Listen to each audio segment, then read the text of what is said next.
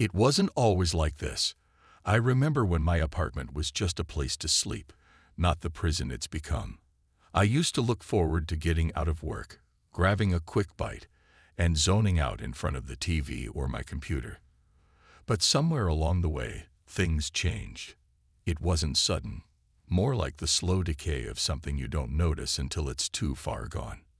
The wrappers piled up, the laundry stopped getting done, and I didn't really care. Now it feels like every corner of this place is sinking in on me. The walls, once a neutral shade of beige, now seem darker, dirtier, and they hum with a kind of emptiness that I can't escape. My life outside of these walls is no different. Every day, I shuffle through the same routine of the convenience store, ringing up cigarettes, beer, and lottery tickets for the same people, their faces blending into a monotonous blur. They talk to me sometimes, polite, meaningless conversations about the weather or the price of gas, but I barely register it. When I'm at the counter, I feel like I'm on autopilot. A smile here, a nod there, just enough to keep from drawing attention. It's easier that way, easier than explaining why I feel like a ghost of myself, like I'm drifting further from the person I used to be. My mom calls a lot. I know she's worried. She always asks if I'm eating enough, if I'm taking care of myself, and I tell her what she wants to hear. Yeah, Mom, I'm fine. Just busy, that's all. She doesn't need to know that the only thing I'm busy with is clicking through video after video on YouTube, mindlessly watching other people live their lives while mine passes me by. The truth is, I haven't felt fine in a long time. I avoid her calls more often than not, letting the phone ring until it stops. I don't know how to explain it to her, or to anyone, for that matter. This isn't something I can just snap out of. It's not something anyone can fix with a few phone calls. It's the nights that get to me the most. I sit in my apartment, lit only by the glow of my computer screen, watching Twitch streams or scrolling through forums. The online world is my refuge, my only connection to anything outside of this suffocating isolation.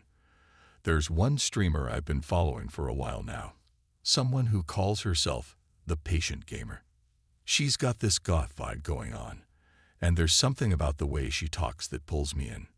She plays old games mostly, the kind that no one really cares about anymore, but the way she talks about them, with this mix of nostalgia and darkness, makes it feel like she's talking directly to me. Sometimes I leave her streams running in the background, while I lose myself in other corners of the internet. It's easy to do. Hours pass, and I don't even realize it. Time has started to blur like that for me. Days bleed into nights, and before I know it, another week has gone by.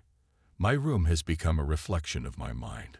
Cluttered, stagnant, with no way out. I've thought about cleaning it up, about making an effort to put things back in order, but the thought exhausts me. It's easier to just stay here, in this mess, and let it pile up around me. You've started noticing strange things lately, though. At first, it was little things, like messages popping up in my inbox from accounts I didn't recognize. Spam, I figured. It's the internet after all. But these messages were different. They weren't just generic offers for free phones or miracle weight loss pills. These messages seemed personal. I remember one from an account called Chad Vibes 37 that said something like, "I see you." It was creepy, sure, but I brushed it off as a weird coincidence. People get hacked all the time, right? Nothing to worry about. Then the shadows started. I know it sounds crazy, but sometimes I'll catch something moving out of the corner of my eye. I'll turn, expecting to see a moth or a spider, but there's never anything there. The shadows are always just out of reach, flickering at the edges of my vision, disappearing the moment I try to focus on them. It's probably just my mind playing tricks on me. Too many late nights, too much time spent in front of a screen. But the feeling lingers. It's like something is watching me, waiting. I've told myself 100 times that it's nothing, that I'm just paranoid. But the more I try to ignore it, the worse it gets. I can't shake the feeling that whatever it is, it's getting closer. I've started keeping my curtains closed all the time, even during the day. The outside world feels too bright, too real, and I can't deal with it right now. It's safer in here, in the dim light of my apartment, where I can keep an eye on things. But even in here, I can't escape the creeping sense that something is wrong, that something is coming. I guess that's why I stay glued to my computer screen for hours on end. It's the only thing that distracts me from the growing unease. I lose myself in streams, forums, anywhere I can forget about the shadows for a while. But even online, things are starting to feel off. I've seen weird usernames popping up in chat rooms, names like Spang Host and Ethereal Deals. They post strange comments, offering things that make no sense. Unlimited peace for just one click, or trade your worst memories for eternal bliss. People joke about it, but every time I see one of those comments, I get this cold feeling in my chest. Like maybe it's not a joke. I know I should get out more, should talk to someone. But I don't. I can't. The outside world feels too far away now, too distant from where I am. I'm not sure if it's depression or something else, but the truth is, I don't care enough to figure it out. The only thing I can do is keep going, keep watching, and hope that whatever is lurking in the shadows stays there. Because if it doesn't, I'm not sure I'll be able to handle what comes next. That night, I was doing the same thing I always did, sitting in front of my computer, watching the patient gamer stream. It had become part of my routine. She was playing some old-school survival horror game, the kind with pixelated graphics and clunky controls. The chat was rolling with its usual mix of jokes, inside references, and random chatter. I wasn't really paying attention to any of it, though. I just had her stream running in the background while I mindlessly scrolled through YouTube and forums, half listening to her voice as it filled the silence of my apartment. It was comforting in a way. Her monotone, slightly sardonic commentary felt familiar, like the voice of an old friend. Even though we'd never spoken, I didn't chat in her streams. I didn't chat in anyone's streams. I was more a lurker, just there to observe, to watch other people live their lives while mine sat stagnant. But then something changed. Out of nowhere, her voice cut off mid-sentence. The game froze on the screen, and for a few seconds, everything was still. I thought maybe her internet had gone out or my computer was lagging, but when I refreshed the page, the stream came back, except it wasn't the same. She wasn't playing the game anymore. Instead, she was staring directly at the camera, her eyes wide and unblinking, her face unnaturally still. The chat was going wild. People asking if she was okay, if this was some kind of weird prank. I leaned in closer, my heart pounding in my chest. There was something wrong. Her expression didn't look like an act, and the longer I stared at her, the more I realized that her face was starting to distort. Her mouth slowly stretched wider and wider, unnaturally so, until it seemed to take up half her face. And then, without warning, a loudspeaker, an actual loudspeaker, seemed to emerge from the center of her face. I froze. I didn't know what I was seeing, but it felt too real to be some kind of glitch. The loudspeaker buzzed with static, and then a voice, not hers, not anyone's, came through. It was a deep, metallic voice, like something out of an old horror movie, but what it said made my blood run cold. "Welcome to the information superhighway," it intoned, its words crackling through the speaker. "Here, there are rules. Break them, and you will face consequences." My hands trembled as I reached for the volume, lowering it as the voice continued. It talked about scammers, about the dangers of interacting with them, and laid out strange, cryptic instructions for how to survive in the digital age. "Do not engage with unsolicited offers," the voice said. "Do not click links from unknown sources. Follow the rules, or the highway will consume you."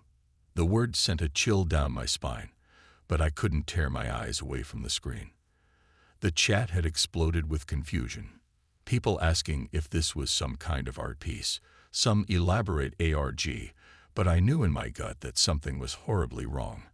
The voice faded, the loudspeaker slowly retracting into her face, and just like that, she was back to normal, continuing her stream as if nothing had happened. I sat there in stunned silence, trying to process what I'd just seen.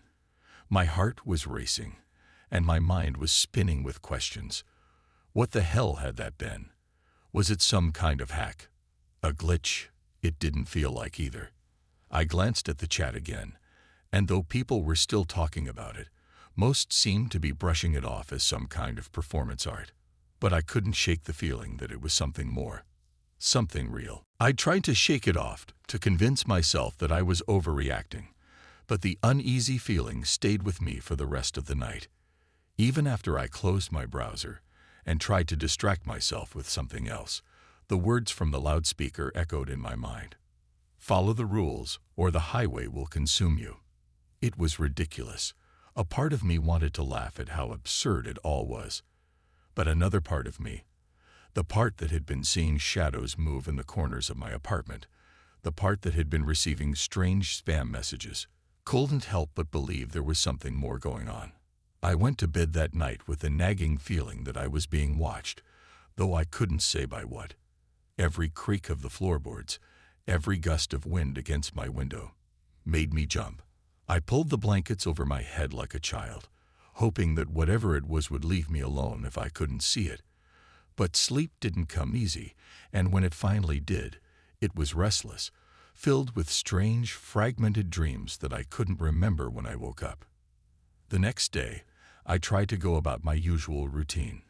Work was the same, ringing up customers, nodding through their small talk, but I couldn't shake the lingering dread.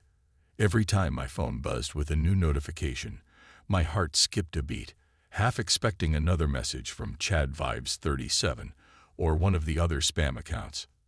And sure enough, it came. This time, the message was even stranger. Did you enjoy the show? It was signed with a winking emoji. I stared at the screen, my hands clammy. It wasn't just a coincidence anymore. Whoever, or whatever, was sending these messages knew what had happened during the stream. They knew I'd seen it. My first instinct was to delete the message, to block the account, but something stopped me. What if that was exactly what they wanted? I thought about the rules from the loudspeaker, about how it had warned me not to engage with unsolicited offers. Was this one of those offers? I didn't know what to do, so I did nothing. I left the message unread and went about my day, trying to ignore the gnawing sense of unease growing in the pit of my stomach. But it didn't go away. If anything, it got worse. The shadows in my apartment seemed darker, heavier, and every time I logged online, I felt like I was being pulled deeper into some twisted, inescapable web. The spam comments, the strange usernames, they all seemed to be following me now, popping up on every site I visited, even the ones that had nothing to do with streaming. By the time the sun set that night, I was a mess. I didn't know what to believe anymore. Was I going crazy? Had I imagined the whole thing? But no matter how hard I tried to convince myself it was all in my head, the truth was, I felt like something was coming for me. Something dark. Something I couldn't escape. The first time he came, I thought I was dreaming. It was around 2 in the morning, and I had just settled into bed, trying to forget about everything that had happened online. My mind was still racing, caught somewhere between fear and disbelief, but I told myself I needed sleep. Maybe that would help. But then came the knock. Soft at first, barely audible. I almost ignored it, thinking maybe it was a tree branch tapping against my window or the sound of the building settling. But then it came again, harder this time, more insistent. 3 steady knocks, like someone politely waiting for me to answer the door. I sat up in bed, my heart thudding in my chest. No one knocks on my door. Not at this hour. Not ever, really. My mind immediately went to the worst-case scenarios. Someone breaking in, or maybe it was the police. Or worse, maybe it was something from the internet, something that had crawled its way out of the screen and was standing just on the other side of my door, waiting for me to let it in. I stayed still for a few minutes, listening. The silence felt heavy, pressing in on me, but I couldn't ignore the feeling that someone, or something, was out there. Against my better judgment, I got out of bed. My legs felt shaky as I crept to the door, my hand trembling as I reached for the knob. I didn't have a peephole, but even if I did, I wasn't sure I'd want to look through it. Slowly, I cracked the door open, just enough to peek out. And there he was. A man stood in the hallway, illuminated by the dim light of the flickering bulb overhead. He was dressed in a suit that looked like it had seen better days, worn, frayed around the edges. But the thing that really got me was his face. He had this wide, frozen grin, like the kind you'd see on a ventriloquist dummy. His eyes were too wide, unblinking, and his lips were stretched unnaturally, as if they'd been glued in place. He didn't say anything at first, just stood there, grinning at me like he knew something I didn't. My blood ran cold. "Good evening," he said finally, his voice unnaturally smooth, too calm for someone standing at a stranger's door in the middle of the night. "I'm here to conduct a survey." I didn't know how to respond.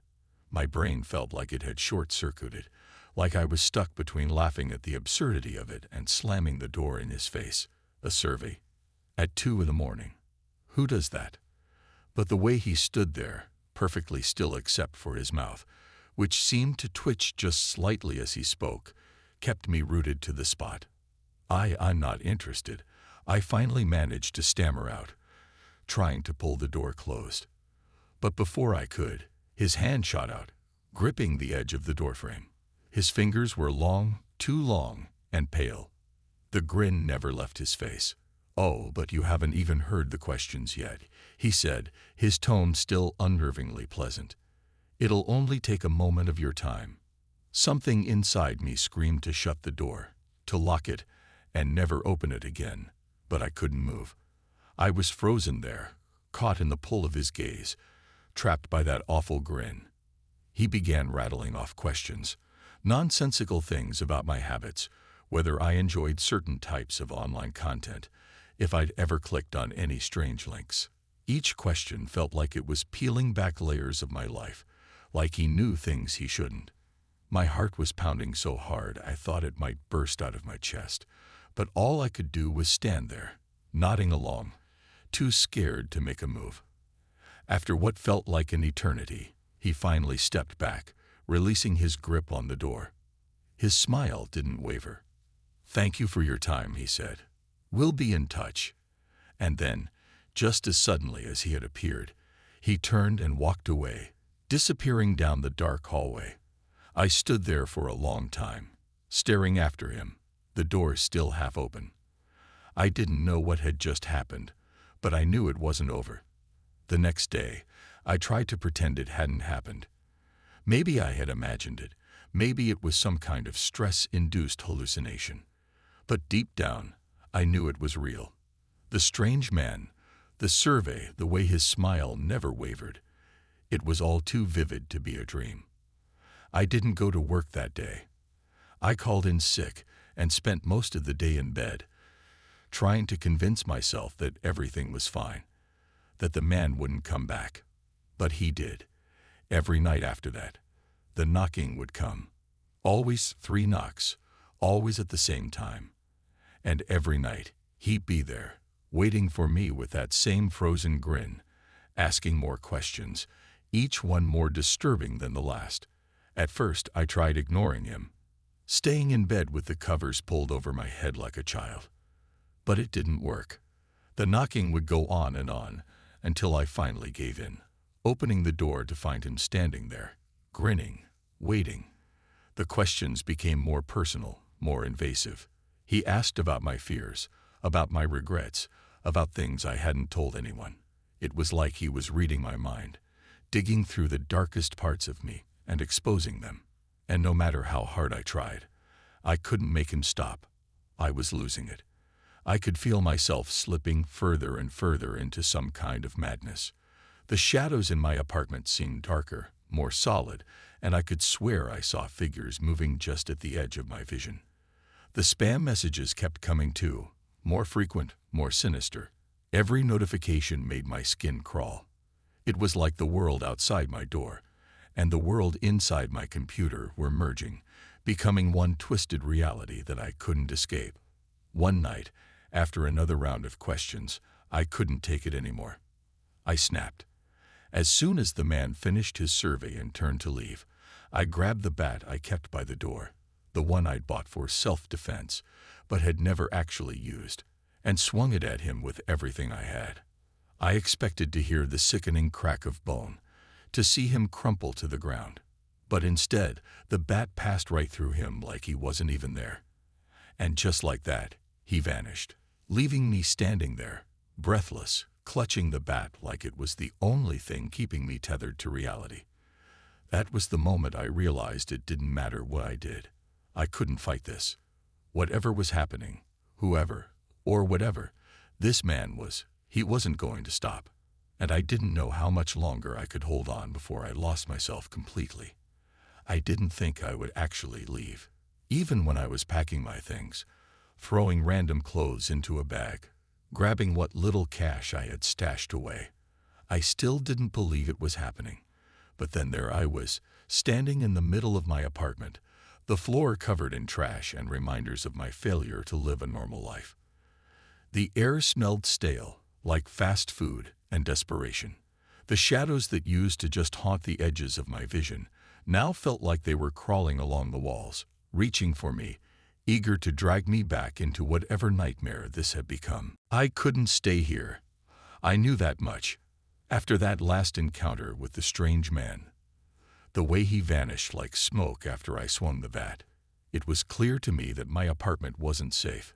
Hell, I didn't think anywhere was safe anymore, but I couldn't breathe inside those four walls. I couldn't shake the feeling that, if I stayed, I'd become part of whatever darkness had taken root in that place. The spam ghosts, the weird messages, the shadows, they were all connected, all feeding off my isolation. If I didn't leave, I knew they'd consume me. So I walked out. I didn't have a plan, didn't know where I was going. I just kept walking, feeling the weight of the city close in on me as I moved farther away from the apartment. The streets were mostly empty, save for a few passing cars and the occasional stray cat darting between dumpsters. I wandered through alleys and side streets, keeping my head down, avoiding anyone who might ask what a guy like me was doing out in the middle of the night with a beat-up duffel bag slung over his shoulder. Eventually, I found myself down by the river. I don't know why I went there. Maybe it was because it was the farthest place I could think of from my apartment, from that cursed building. The riverbank was quiet, except for the gentle sound of water lapping against the shore. It smelled faintly of damp earth and decay, but there was something peaceful about it. Something that made me feel like maybe I could hide here, at least for a little while. I wasn't alone, though. As I walked along the bank, I spotted a man rummaging through a pile of scrap near an old, rusted shopping cart. He was thin, with a grizzled beard and a coat that looked like it had been dragged through the mud a few dozen times. He didn't seem to notice me at first, too busy sorting through his findings, but when I stepped on a twig, his head snapped up. For a second, I thought about turning back, disappearing into the night before he could ask any questions, but something about him made me stop. Maybe it was the way he looked at me, not with suspicion or curiosity, but with an understanding that cut through the silence. "You lost?" he asked, his voice rough like gravel. I didn't know how to answer that. Was I lost?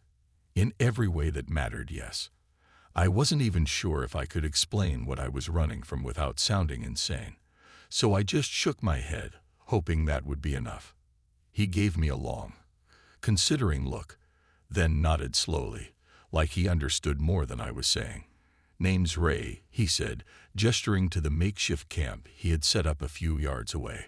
"You can crash here if you want. Not much, but it's better than wandering around all night." I hesitated, but owned it for a moment. What choice did I have? I wasn't going back, and I had nowhere else to go. So I followed him to his camp, settling down near the fire he had built out of scrap wood and old newspapers. The warmth of the flames was the first real comfort I had felt in days. It was almost enough to make me forget about the things chasing me, the things lurking just behind the veil of reality. Ray didn't ask many questions, which I appreciated. He seemed to sense that I wasn't ready to talk about whatever had brought me here. Instead, he talked about life on the streets, how he'd been living down by the river for years now, scavenging what he could and making do with what little he had.